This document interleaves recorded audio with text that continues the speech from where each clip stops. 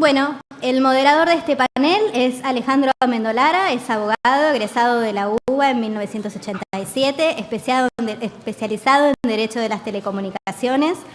Se desempeñó en cargos de gerente, asesor jurídico y director de legales en varias empresas de telecomunicaciones desde 1993 al 2015, momento en el que pasó a la actividad independiente. Es profesor en posgrados de Telecomunicaciones y TV Digital, integra la Comisión de Legales y Asuntos Públicos de CABASE. Le damos un fuerte aplauso.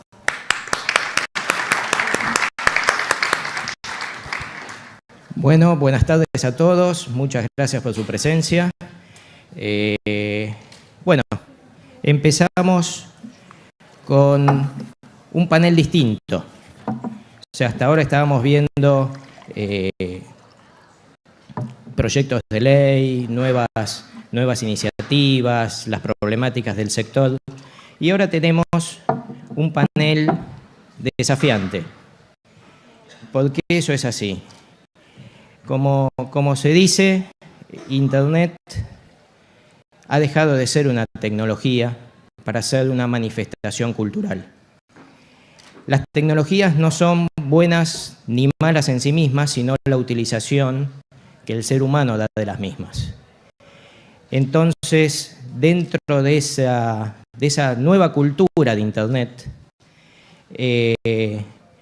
hay aspectos, afortunadamente la mayoría, muy positivos, y hay ciertos aspectos que son lo que llamo el lado oscuro de la fuerza, el lado oscuro de Internet, pero que afortunadamente tenemos muchos Luke Skywalker y Han Solo aquí presentes que contribuyen a que ese lado oscuro sea cada vez menor. Entonces le voy a dar la palabra a Eduardo Martino. Le voy a pedir que se presente en 2 segundos y que nos explique qué es lo que están haciendo y cuáles son sus perspectivas futuras. Eduardo. Gracias, Alejandro. Buenas tardes a todos. Gracias, CABASE, por permitir esta organización, igual que al Ministerio de Modernización, de quien dependo. Soy el director nacional de ciberseguridad desde el mes de febrero que me hice cargo. Y realmente entendía que lo que tenemos que hacer acá es dar una explicación muy somera de qué es lo que queremos hacer. El control de lo que hace el ciberespacio es un tema complejo, donde se tocan temas sensibles como es el derecho a la privacidad. En eso hay que ser muy cuidadoso.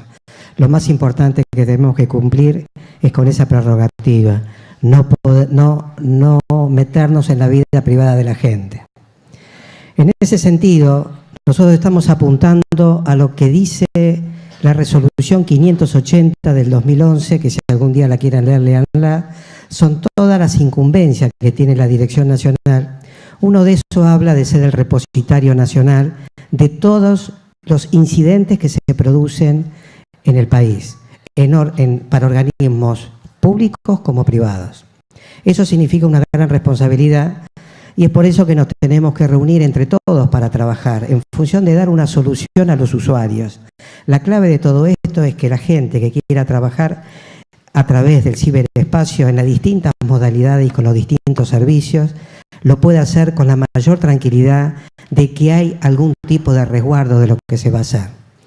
En ese sentido, estamos diseñando un SOC nacional capaz de enfrentar lo que se viene a futuro, que sabemos que prontamente se va a tratar de llegar a duplicar lo que hoy se está haciendo transacciones en el ámbito del ciberespacio. En ese sentido, les puedo dar hechos que se producen. Recientemente hemos tenido un rebote de Inglaterra, por ejemplo, por un tema de encripción de bases de datos. Y esa inscripción, para poder desencriptarla después, había que pagar en una moneda nueva que se llama Bitcoin, que existe en el ciberespacio, que es una transacción y que de pronto uno tiene que pagar para que desencripten los datos. Si nosotros hoy tuviéramos muchos organismos adheridos al régimen que marca el decreto 580 hubiéramos informado a toda esa gente de ese tipo de ataque que estábamos sufriendo de hace aproximadamente 45 días atrás. Mucha gente seguramente, si no sufrió ese efecto, algún conocido lo pudo haber sufrido. Recientemente, hace horas nomás, hemos tenido en un multimedio de la ciudad de La Plata un ataque que salió de Polonia con rebote en Estados Unidos, y cuando alguien quería entrar al multimedio y cliqueaba, entraba a un sitio de juegos donde le daba miles de euros para poder jugar al casino, y en base a eso la gente ponía su número de tarjeta de crédito, su código personal.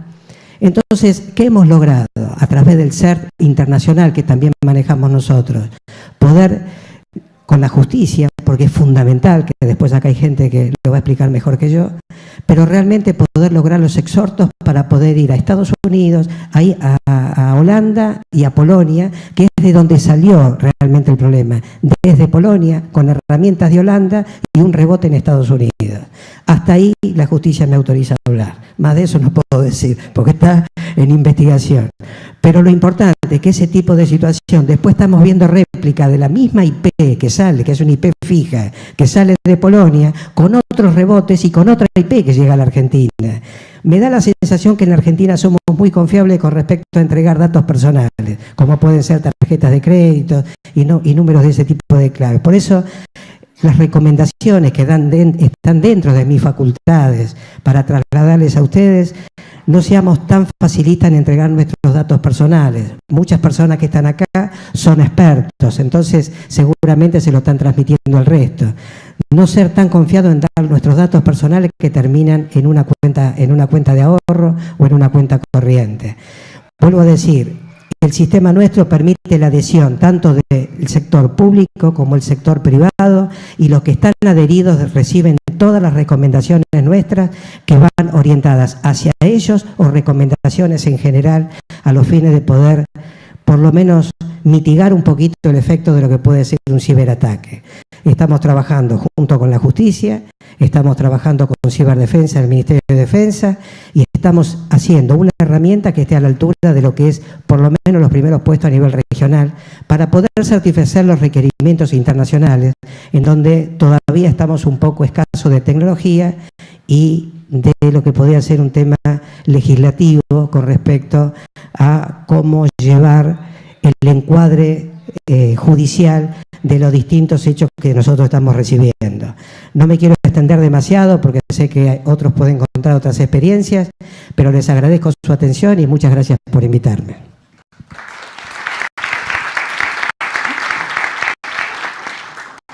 Bueno, muchas gracias, Eduardo, por tu exposición, realmente muy ilustrativo y muy comprometida, lo cual agradecemos mucho. Bueno, seguimos escuchando experiencias, escuchando alternativas, trabajo. Ahora le damos la palabra a Enrique del Carril, se presenta también y nos va a compartir sus experiencias. Así veo para atrás.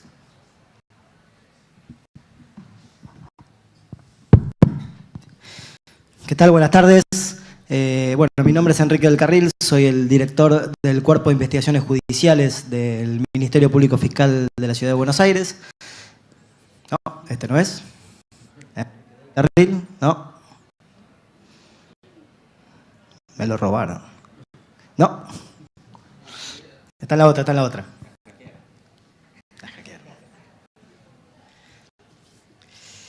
Bueno, soy abogado, penalista, de profesión penalista, funcionario judicial de toda la vida, y ahora estoy en este lugar, para nosotros los abogados, medio extraño, que es el Cuerpo de Investigaciones Judiciales. El Cuerpo de Investigaciones Judiciales es un órgano que depende de la Fiscalía, pero se dedica a hacer investigaciones de calle, es decir, es el que busca las pruebas para los fiscales. Nuestro trabajo es desde estas cuestiones, digamos, de cibercriminalidad en general y cualquier otra cuestión, buscar y encontrar las pruebas para que el fiscal tenga toda la prueba para ir a juicio. Es un lugar un poco, digamos, heterodoxo, distinto a lo que es un estudio, un juzgado, una fiscalía, lo que estamos acostumbrados, somos todos abogados y hablábamos entre abogados y nos entendíamos entre abogados, con lo cual es más o menos como decir nada, porque como ustedes todos saben, los abogados no sabemos nada de nada, sino que lo único que hacemos es hablar.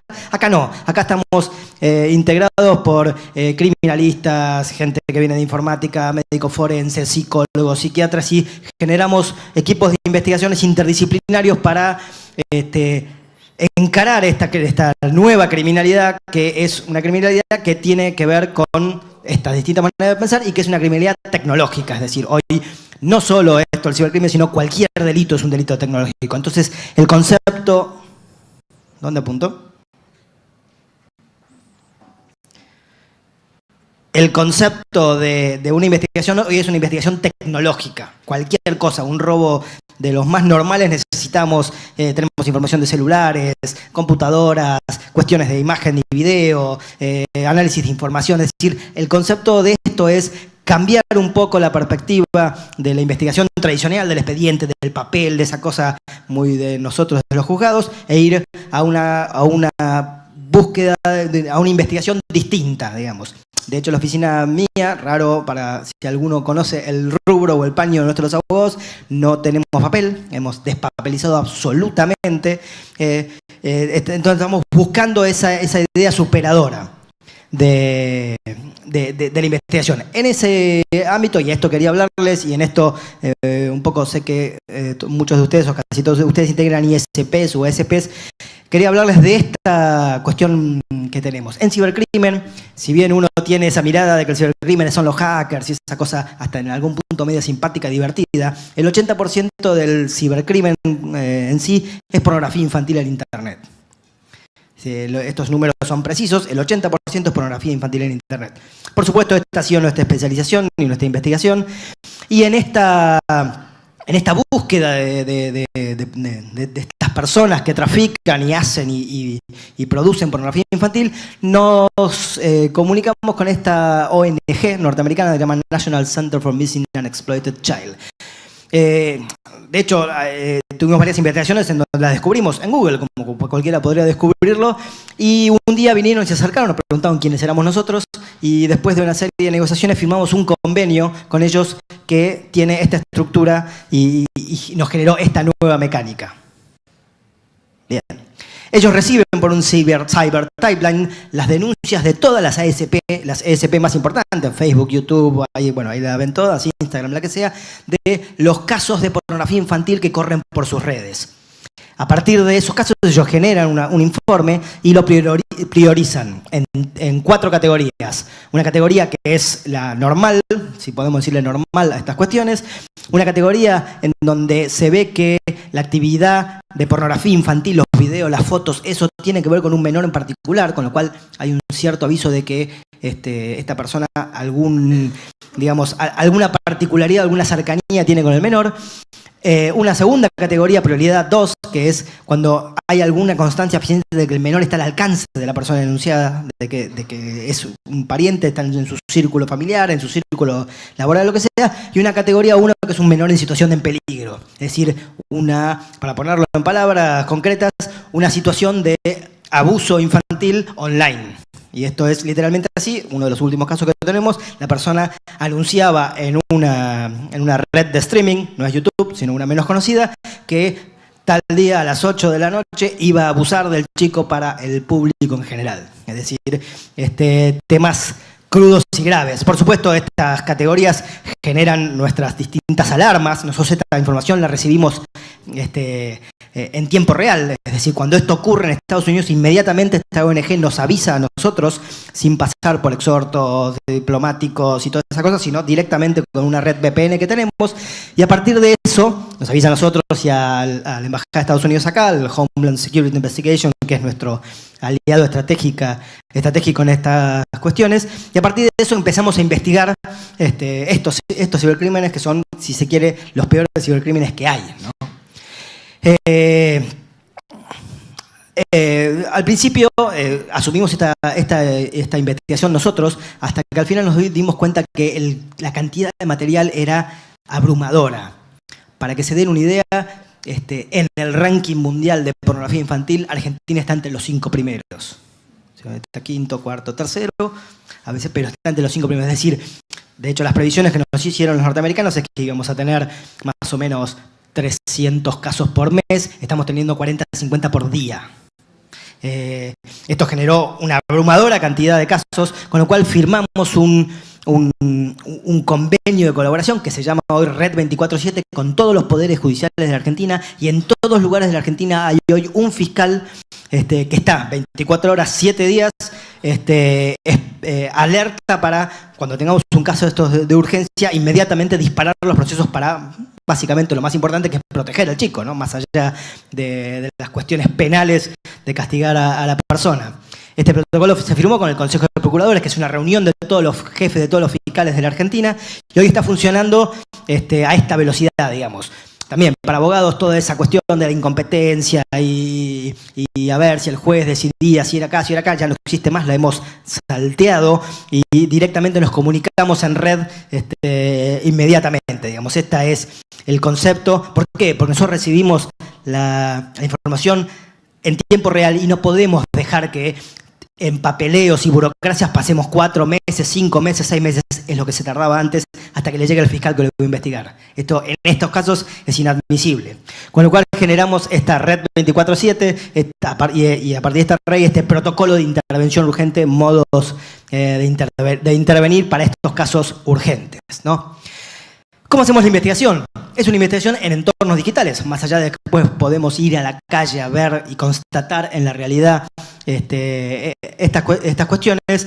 Lo que hacemos es investigarlo a partir de ciertas habilidades, que son habilidades prácticas que hemos adquirido, de buscar gente en la red, de analizar la información que tenemos. En el último caso, ahora después se lo voy a mostrar, la fotografía, había un pequeño folleto con un pequeño logo, y nos pasamos buscando ese logo en internet hasta que lo encontramos en una veterinaria por acá cerca, y a partir de eso pudimos ver los clientes de la veterinaria y pedir el IP a la ISP para intentar identificar a la persona. Nosotros sabíamos que la persona estaba diciendo que estaba a punto de abusar de su hijastra, estaba tratando había avanzado ciertos pasos, pero no había llegado al final en una conversación de Facebook con otra persona, con lo cual nos surgía eso.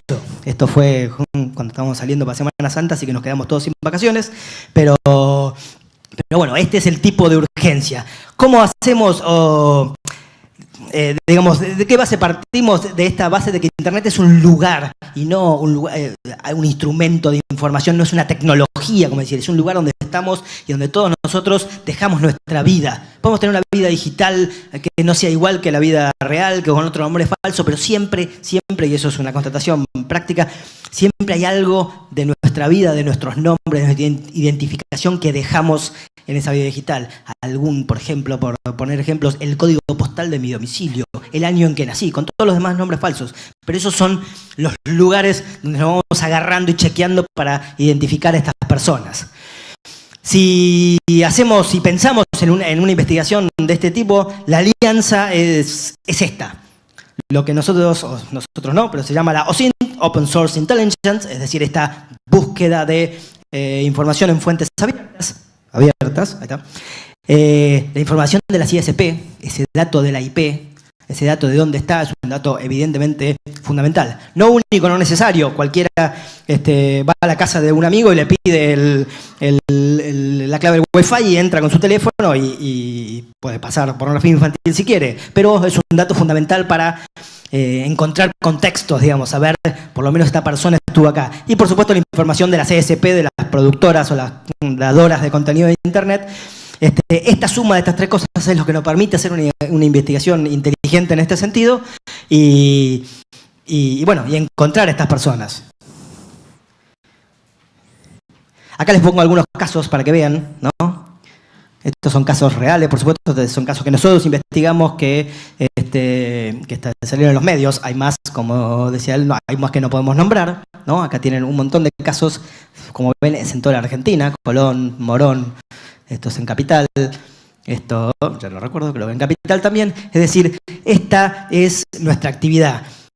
Y en esta actividad es donde las ISP son fundamentales. Ese dato que ustedes tienen, que usan para sus usos lógicos y naturales, para nosotros es fundamental para esto.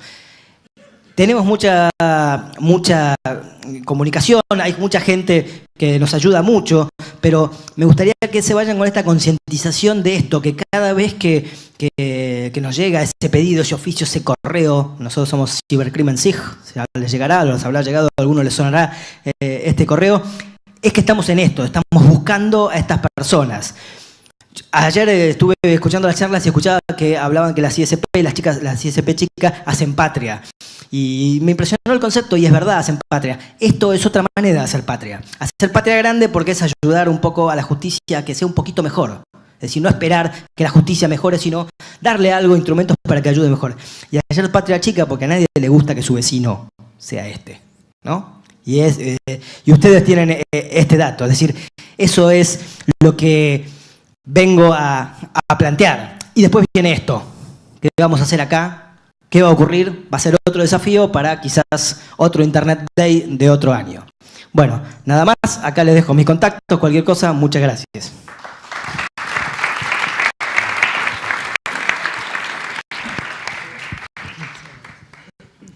Bueno, muchas gracias, Enrique, por tu presentación. Y felicitaciones a tu equipo de trabajo, igual que el equipo de Eduardo, por todo el trabajo que realizan. Como padre de familia y vecino, realmente es muy importante este trabajo. Bueno, ahora pasamos a Horacio. Nos va a hacer una presentación. Te pido, Horacio, que hagas una pequeña presentación de tu persona, tus funciones. Así ya empezamos con la presentación. Bueno, gracias a Alejandro y a Esteban Lescano, que está por ahí también, por la invitación a estar acá. Cualquier panel que empiece hablando de la fuerza tiene que terminar bien, así que estamos contentos. Tengo una presentación acá cortita. Muchas de las cosas que dijo Enrique califican o aplican para nuestro trabajo también. Yo soy Horacio Asolín, soy fiscal. Estoy a cargo de la UFESI, que es la Unidad Fiscal Especializada en Ciberdelincuencia. Trabajamos casos a nivel federal y criminal de la Ciudad de Buenos Aires. No es una presentación formal, sino es simplemente algunos títulos que quiero mencionarles acerca de qué es lo que vemos que está pasando y cuáles son las discusiones que estamos teniendo y que creo que tenemos que tener todos en los próximos 5 o 10 años. Probablemente en 5 o 10 años tengamos otras discusiones aún más grandes. ¿En qué contexto estamos hablando? Nosotros somos una unidad que hace investigaciones fiscales, no tanto como las de Enrique, no tanto de trabajo de campo, sino investigaciones en entornos digitales, del fenómeno de cibercrimen en general, que lo describió muy bien Enrique, delitos tradicionales cometidos a través de Internet o computer-related crimes, delitos contra los sistemas informáticos, los computer crimes, y delitos tradicionales que no tienen ninguna pizca de Internet en su comisión y que sin embargo Internet es la forma de localizar al fugitivo o encontrar alguna prueba que nos permita resolver el caso. Ese es nuestro universo de actuación y en ese universo de actuación, retomo lo que dijo Enrico al final, las ISP son uno de nuestros principales insumos. Permanentemente necesitamos información de ustedes. Tal vez ya desde hace muchos años trabajar sobre a qué cliente le asignaron una IP, si la IP es fija, si es dinámica, los datos asociados a su cuenta, tarjeta de crédito, todo eso lo tenemos bastante resuelto. Casi todos los proveedores, los más grandes, los más pequeños, los que están en la cava, los que están en el interior, saben de esa necesidad. Tenemos otras discusiones que dar, que es cómo podemos estandarizar esos pedidos de datos, durante cuánto tiempo podemos asegurarnos que la información esté guardada, si podemos asegurarnos alguna forma expedita de que nos preserven determinada información un sábado a las 3 de la mañana y ese tipo de cosas. Sobre eso me parece que podemos trabajar, pero hay otros temas que me interesa mencionar, que tienen que ver con lo que estamos viendo últimamente en esta tensión aparente entre privacidad y la necesidad de investigar los delitos. Nosotros tenemos el mandato constitucional de investigar los delitos que aparezcan cometidos dentro de nuestra jurisdicción y que sean parte de nuestra competencia. Y al mismo tiempo, todo individuo, incluidos los investigadores, tenemos derecho a tener una determinada privacidad y no tener injerencias estatales arbitrarias en nuestra intimidad. Sobre esto se están planteando muchas tensiones últimamente. Ustedes que están en el campo tecnológico habrán leído los diarios. Si quieren nos remontamos solamente a enero de este año y el problema con el iPhone de San Bernardino, o si quieren un poco más, el año pasado, enero del año pasado con Charlie Hebdo y la idea del primer ministro británico de prohibir WhatsApp, por ejemplo, o la prohibición de 48 horas de WhatsApp en Brasil y la migración masiva a Telegram y ese tipo de cosas.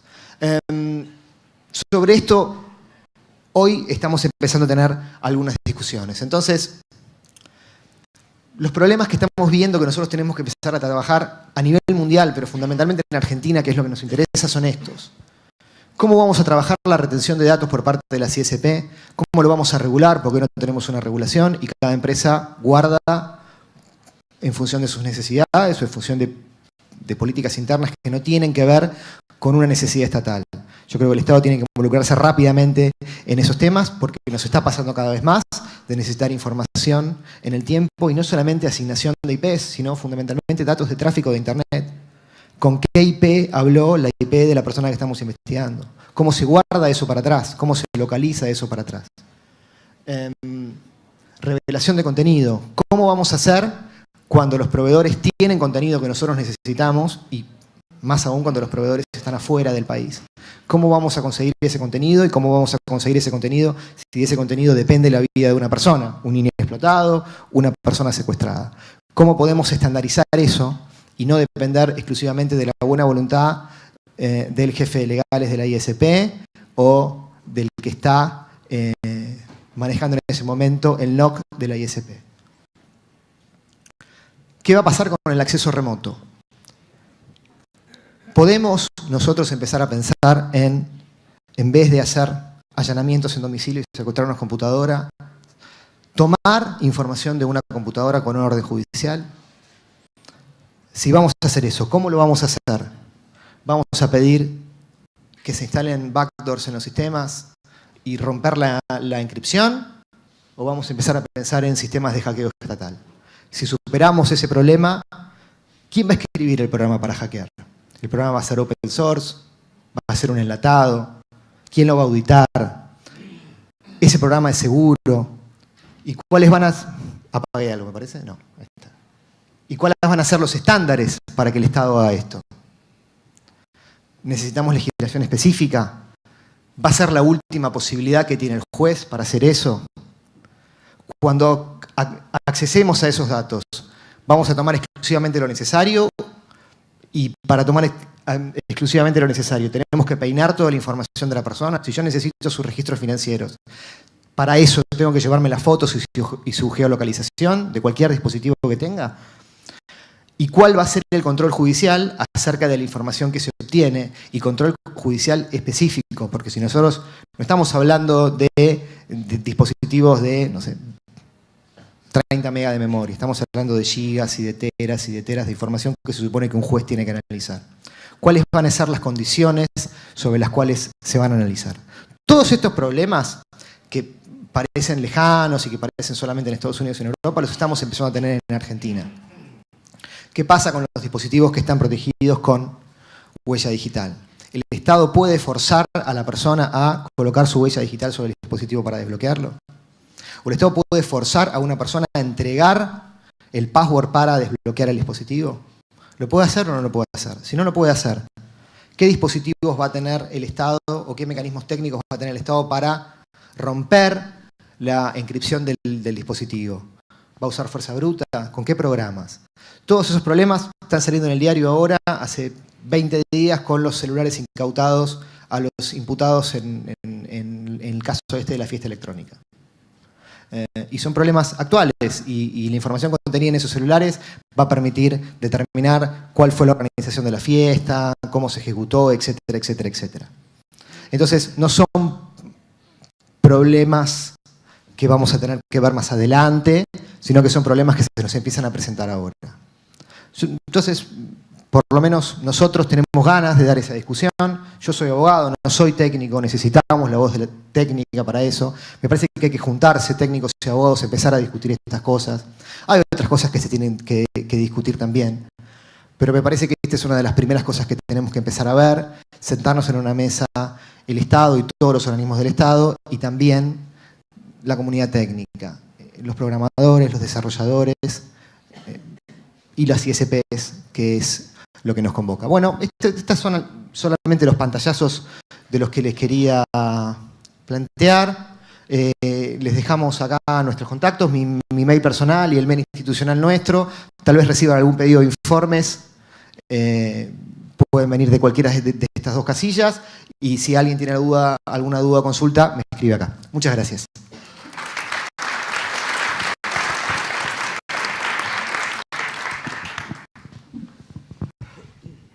Muchas gracias, Horacio, por tu presentación. Yo creo que más que preguntas, hay pedidos entre las preguntas, ¿no? Y creo que es un gran desafío ahora que estamos en un proceso de reformulación legislativa, tener en especial consideración. Hablábamos en la previa afuera de que había habido paneles precedentes, pero que casi no se había hablado de este tema de seguridad o ciberseguridad. Entonces, creemos, por lo menos desde esta mesa, de que es algo que tiene que estar incluido en el orden del día para los próximos proyectos y regulaciones legislativas. Bueno, nuestro siguiente panelista, voy a hacer una aclaración, es un verdadero honor tenerlo a Julián acá. Yo cuando empecé, me pone cara de no seas pesado. Cuando empecé con Internet allá en el año 95, 96, Julián ya era un referente del sector. Yo estaba en Telintar en ese momento haciendo los primeros contratos de conectividad internacional para lo que en ese momento tampoco se llamaba ISP, sino eran prestadores de servicio de valor agregado. Entonces, realmente es un gran honor tenerlo a Julián acá, a quien le vamos a dar la palabra para que nos haga su exposición.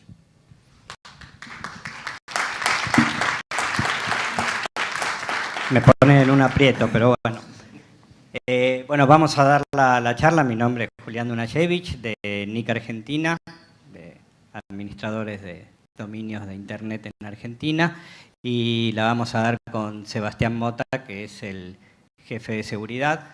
La intención es dar algunos conceptos, pero fundamentalmente también meternos en algunos aspectos tecnológicos de lo que tenemos que hacer nosotros, de nuestro rol dentro de lo que es la ciberseguridad o la seguridad digital.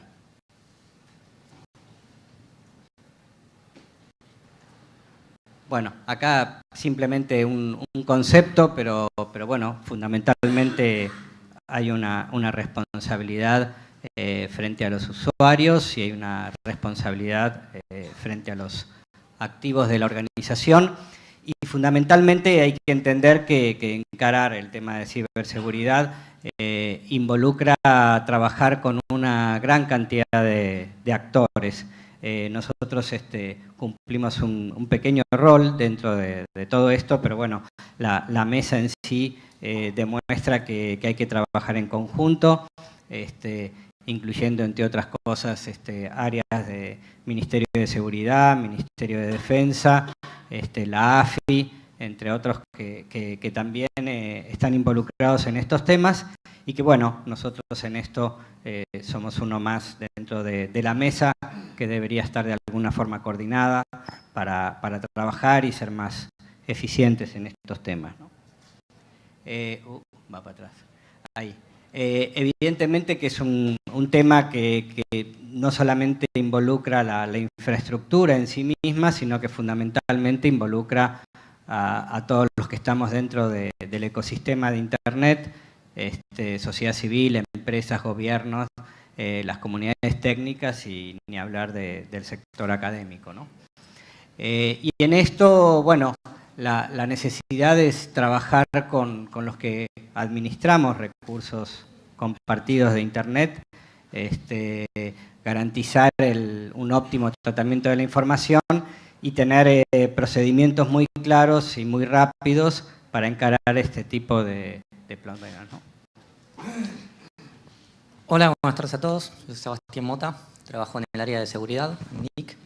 Y yo les voy a contar un poco la experiencia a nivel técnica de qué estuvimos haciendo en este último tiempo para segurizar tanto el servicio como toda la infraestructura.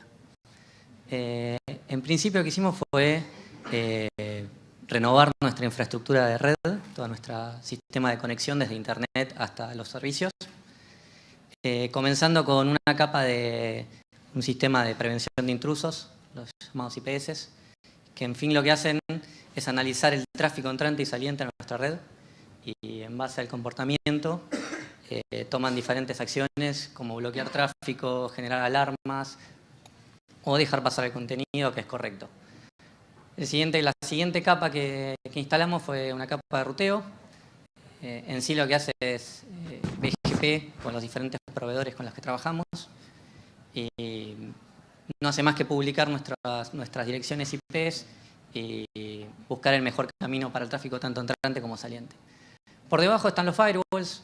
En muchos casos fue criticado si van por encima o por debajo del router los firewalls. Por nuestra infraestructura decidimos ponerlos por debajo de los routers. En sí lo que hacen es aplicar ACLs, NATs, reversos, etc. Y por debajo ya ven el WAF, que son los firewalls en sí de aplicaciones web. Estos se encargan sobre todo de parar todo lo que es ataques a nivel de SQL injection, cualquier tipo de cosa que sea a nivel web. No tanto como los IPS que sí filtran contenido un poco más genérico, como ser escaneo de puertos o ataques de negación de servicio, ataques reflectivos.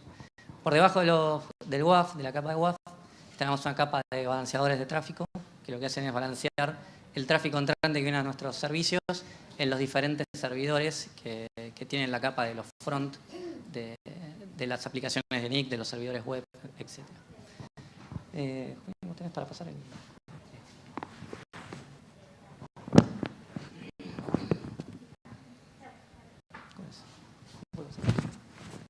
Bueno, a nivel de estrategia de toda esta infraestructura que hicimos, el primer paso fue crear una buena capa de seguridad por medio de ACLs, de reglas de firewall, para que entre los diferentes ambientes o las diferentes capas que tiene nuestro sitio web estuvieran restringidos al más mínimo nivel, de manera tan granular de que desde una capa no pudieran acceder a cualquier otro servidor o cualquier otra aplicación que esté dentro del entorno de sistemas que tenemos. Cuando terminamos de hacer todo esto nos dimos cuenta que si bien habíamos mejorado de manera bastante importante todo lo que era el ámbito de seguridad y los ataques que podíamos tener, no teníamos un buen control, un buen accionar en caso de las denegaciones de servicio. Donde si bien no accedían a nuestros equipos o no podían vulnerar nuestra seguridad, sí saturaban nuestros canales de comunicación, saturaban todo lo que sean los enlaces de todos los proveedores que teníamos. Entonces, a partir de ese problema fue que nos pusimos un poco en comunicación con los ISPs que nos brindan servicio y definimos un sistema de comunidades de manera tal que nosotros, a través de nuestras publicaciones de BGP, podíamos cortar ciertos tráficos, ya sea el tráfico internacional o el tráfico nacional. La mayoría de los casos, los ataques que son de denegación de servicio vienen del lado internacional. ¿Sí? ¿Se escucha? La mayoría de los ataques de denegación de servicio vienen del ámbito internacional y nuestro cliente más fuerte es nacional, o sea, los usuarios en general de NIC son del ámbito nacional. Entonces, a través de estas comunidades y la ayuda de los ISPs, lo que logramos hacer ante algún ataque que podamos sufrir es cortar el tráfico internacional, cortar las publicaciones internacionales y seguir operando a nivel nacional, que es nuestra principal función. También, acorde con este tema de la denegación de servicio, tuvimos que hacernos un poco, ampliar un poco nuestras capacidades de ancho de banda de manera tal de que hasta que podamos realizar todas estas acciones, la cantidad de tráfico entrante que solíamos tener no pueda afectarnos a cortar nuestro servicio o la disponibilidad del servicio. Y por último, como a nivel más importante, si bien toda nuestra aplicación está basada en un sitio web, el corazón de nuestro servicio son los DNS. Y los DNS no es una aplicación que esté en las buenas prácticas ponerlas atrás de muchos firewalls o de muchas capas de seguridad. Entonces, para poder mitigar este problema y no quedarnos sin servicio, lo que se optó es por armar redes DNICas, subirnos a redes DNICas ya existentes y empezar a trabajar tanto en redes DNICas nacionales e internacionales. Para los que no estén muy al tanto con el término, las redes DNICas es sobre el mismo sitio, sobre la misma IP, sobre la misma dirección IP, se puede acceder desde diferentes sitios o de múltiples lugares. Entonces ya eso nos ayuda a resolver un poco la disponibilidad a nivel geográfica, como también en el caso de que nos estén atacando un sitio en particular, tener replicaciones en otros sitios geográficos y así no estar, no perder el servicio, no quedarnos en timeout. Bueno, esto Julián, ¿querés seguir vos? Bueno, eso. Bueno, ¿por qué estamos hablando mucho de tecnología? Porque en definitiva una parte importante de nuestra responsabilidad es administrar una infraestructura crítica, que justamente es el DNS, y como tal un ataque a esa infraestructura tiene un impacto nacional muy fuerte, con lo cual por eso es muy importante ver todos estos aspectos, ¿no? En relación a eso, a pesar de trabajar con todos estos modelos tecnológicos, en definitiva los proyectos que estamos llevando adelante tienen que ver, por supuesto, con lo que es el crecimiento de Internet y por otro lado también vinculado a lo que es la confianza en la infraestructura de Internet en Argentina, ¿no? Con lo cual, bueno, es uno de los elementos que tratamos de encarar. No, voy para atrás.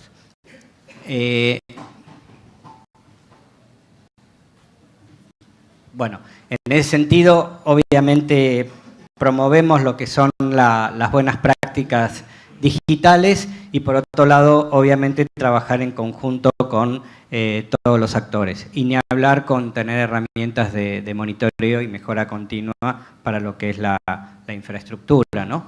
En este sentido, bueno, llevamos adelante diferentes proyectos que son los proyectos de NIC, pero que en definitiva tienen mucho que ver con todo lo que es ciberseguridad. Uno de ellos tiene que ver con la implementación de nuevas zonas, en donde la lógica de las nuevas zonas no obligatoriamente se encara en relación a crecimiento, sino que muchas cosas también se encaran en relación a confianza.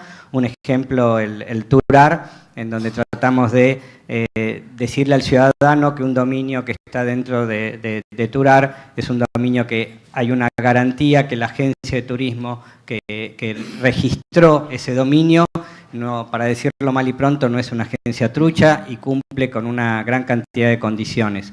La idea es extender este modelo de confianza a otros nichos que de vuelta no nos interesa si van a ser 10 dominios, 100 dominios, sino que lo que nos interesa es el modelo de confianza, ¿no?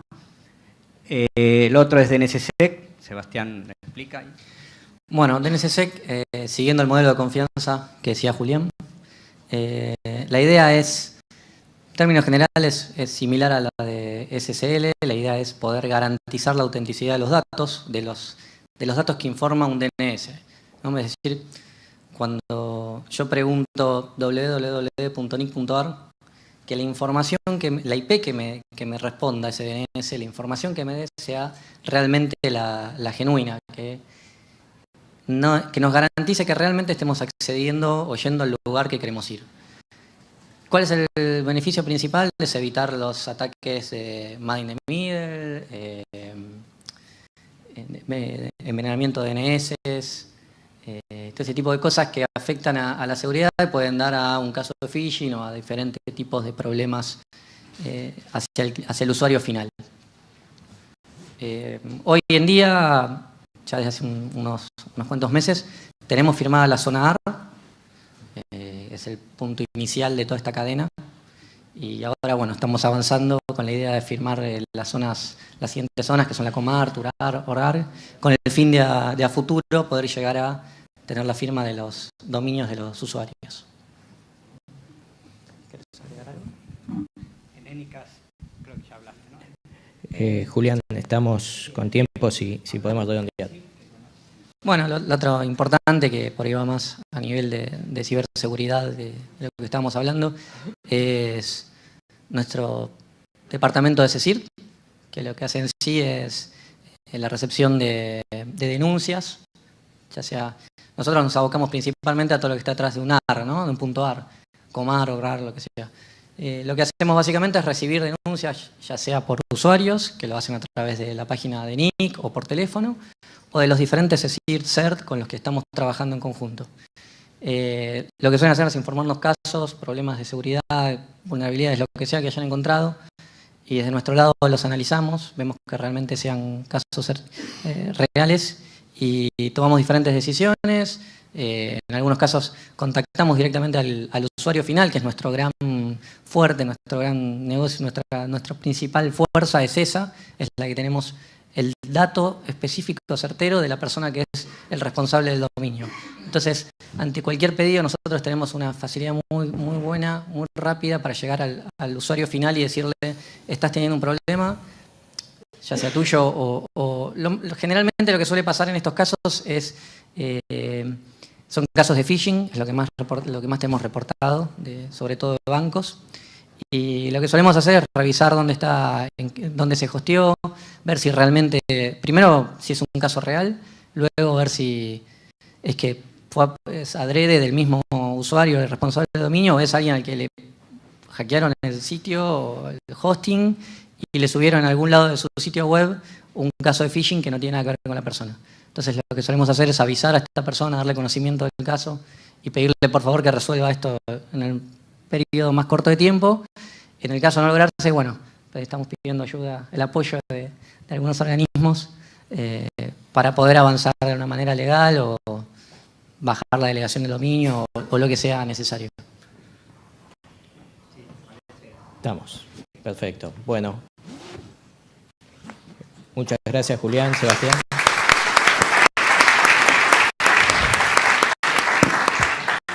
Bueno, le consulto a la jefa. ¿Cómo andamos con preguntas? No. Sí, Bueno.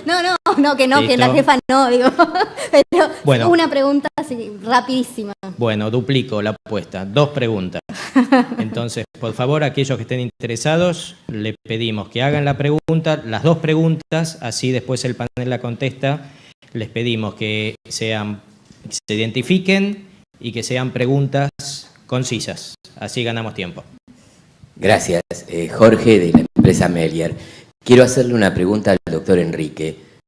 ¿Cómo encara una investigación de abuso cuando el abusador utiliza distintos cibers o distintos bares con Wi-Fi y es casi imposible ubicarlo?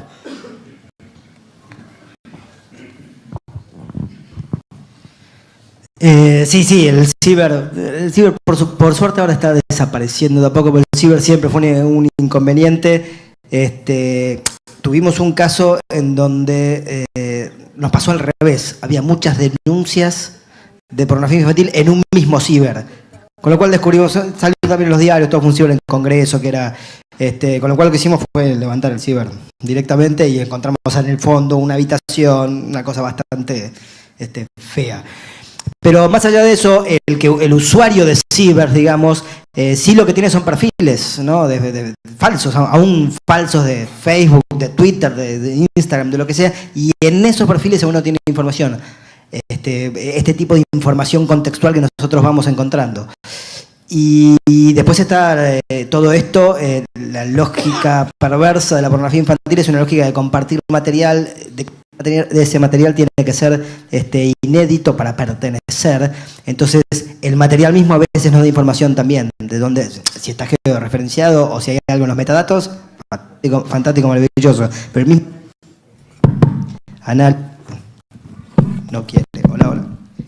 el mismo análisis de la imagen o del video nos puede dar información, información que nos ayude.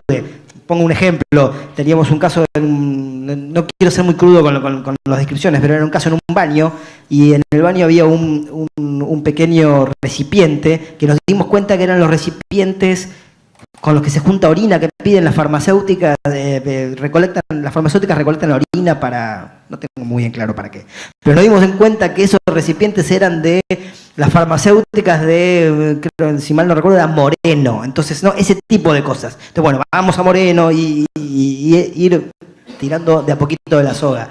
Un ciber es un problema, pero no es el final, a veces, ¿no? Gracias, Enrique. Bueno, una pregunta más. Sí. Guillermo Sorladman, Fundación de Telemedicina para Julián. ¿Cómo estamos con firma digital? ¿En qué punto estamos? Bueno, el tema de firma digital está en modernización, con lo cual es algo que se está avanzando, no está en el área de NIC, pero bueno, es un tema que tienen con mucha preocupación y se están ocupando del tema. No sé si quieren avanzar algo más del lado del Ministerio, pero bueno, es un tema que se está encarando. Disculpe, el tema de firma digital lo maneja Modernización y ahí le puedo agregar algo.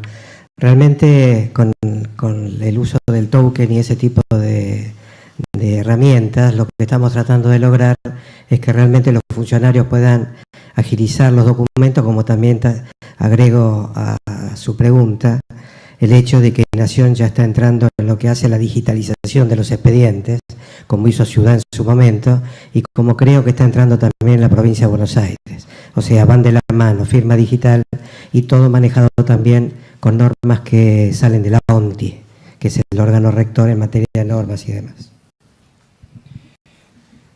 Bueno, hechas las dos preguntas, me queda simplemente agradecer a los integrantes del panel, realmente gente de acción, no solo por respetar el tiempo de las presentaciones, sino nos han transmitido todo el trabajo que hacen sus equipos. Y me queda una reflexión, esto no se hace solo. O sea, esto es el trabajo en conjunto del sector público, del Poder Judicial y del sector privado. Entonces, desde la Cámara Argentina de Internet, desde CABASE, queremos seguir propiciando este tipo de encuentros, este tipo de actividades, en las cuales podamos comprender recíprocamente cuáles son las necesidades y cuál es el apoyo que se puede dar para combatir a este lado oscuro que hacíamos referencia al principio. Bueno, les pido un gran aplauso a nuestros panelistas y muchas gracias por su presencia y atención.